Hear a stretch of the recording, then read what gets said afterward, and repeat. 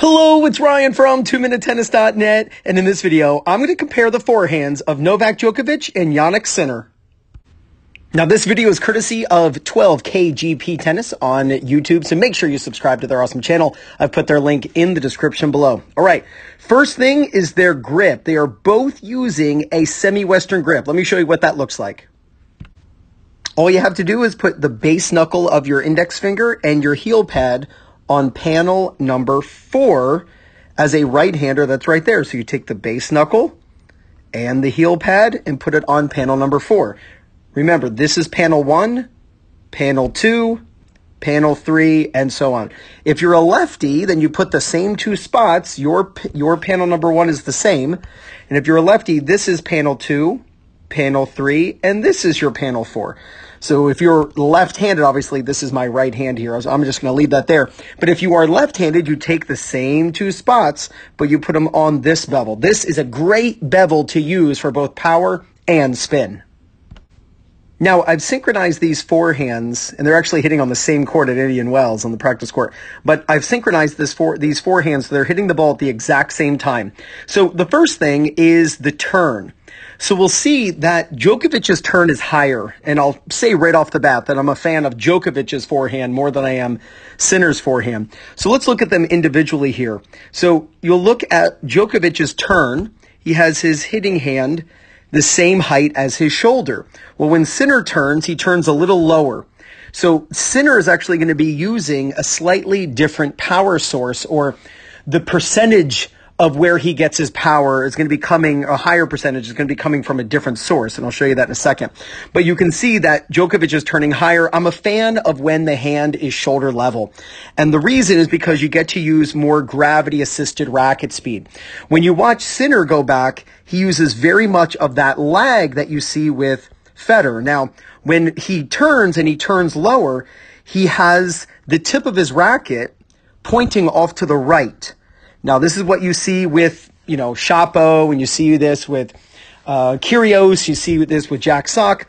With Federer. I did a forehand with Alcaraz and Federer, so I just said Federer, but I did a comparison of them too. But when Djokovic drops, you can see the tip of his racket is just slightly on the outside of his hand, where the tip of the racket's pointing slightly to the outside.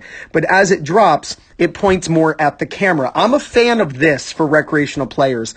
This type of swing can be hard to manage, especially if you're just having an off day. This is a simpler type swing, and I don't think you can really argue with 20 Grand Slams. He changed his forehand, kind of in the past 5 years, 6 years, 7 years, and man, what a difference Djokovic has made compared to early on in the aughts, 07, 08, 09, even when he won the Australian. And he beat Tsonga. His forehand was completely different and so much bigger. And now he's got this beautiful compact motion that is so easy to duplicate over and over and over again. So when you look at Sinner and he drops the rack, he's got the strings facing straight at the back fence. Different than what Federer does. Federer's got his strings pointing down, much to do with the grip. But that means he has more of a correction in order to get the butt cap pointing at the ball than you see compared to Djokovic. Djokovic has got the same thing. He's got the butt cap, idea pointing at the ball, but it's just because there's less to calculate here and there's less to undo. I just think it makes it easier for him. Return of serve, just if he gets a bad bounce or the ball kind of kicks up on him a little bit, it's so much easier for him to handle that situation. Both of them have a beautiful, what's called inside out swing. You can see they both close their racket face by tilting the strings down. That allows them to hit beautiful topspin with the strings facing forward at contact.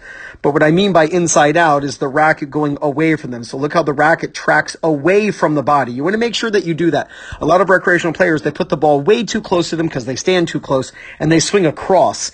These guys are swinging out away from them. It's the key to hitting pure topspin as you're striking the ball.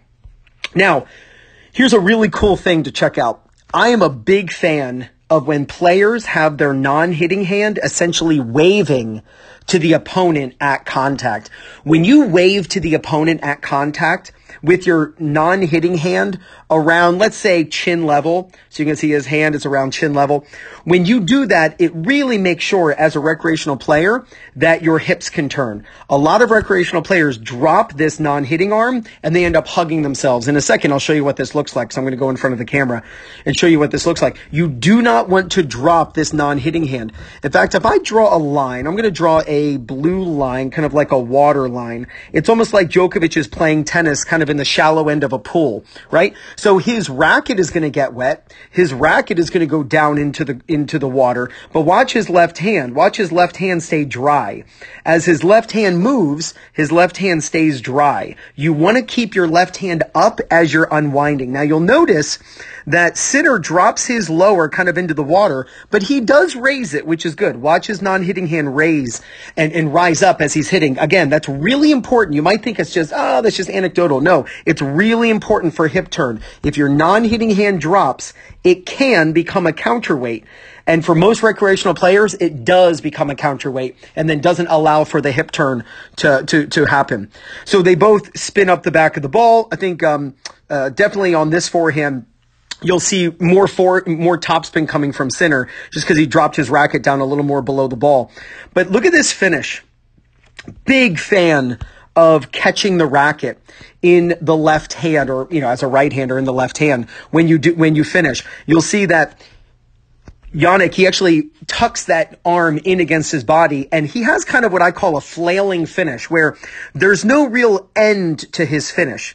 Now, what people say is, yeah, but Ryan, if you catch the racket, it stops your swing, and it means that you don't you can't hit as hard, or it slows down your racket. Well, it's long after contact anyway, and it doesn't make you hit any slower. It simply doesn't, and it helps actually to make sure that your left hand is up as you're hitting, and to make sure that it actually that you're swinging up and that you're not swinging across.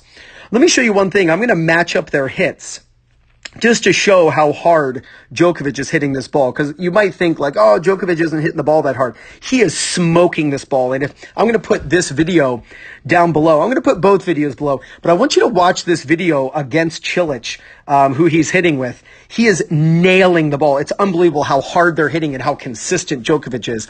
But I'm going to match up their hits here. And you can see I'm matching them up. I want you to notice that Djokovic, he actually hits this ball harder than Jannik. And this is actually Diego Schwartzman. But again, these videos are matched up.